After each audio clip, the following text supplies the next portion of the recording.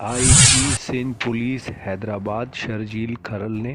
وزیر اعلیٰ سندھ سید مراد علی شاہ کی ہدایت پر ان کے انتخابی حلقہ 7 شریف میں پولیس سے متعلق شکایات کے حل کے لیے ایک عوامی کھلی کچہری کا انعقاد کیا، شرکاء سے ان کے مسائل دریافت کیے اور ساتھ ہی متعلقہ تھانوں کے افسران کو فی الفور حل کے لیے احکامات بھی دیے۔ DIG شرجیل کھرل اور SP جامشورو جاوید احمد بلوچ کی جانب سے موصول تمام شکایات کو فوری طور پر حل کرنے کی یقین دہانی کروائی۔ اس کھلی کچہری میں پاکستان پیپلز پارٹی ضلع جامشورو کے صدر سید آصف علی شاہ نے خصوصی طور پر شرکت کی۔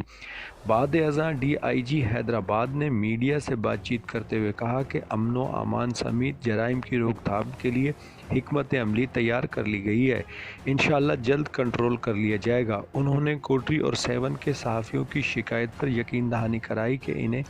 ہر ممکن انصاف فراہم کیا جائے گا۔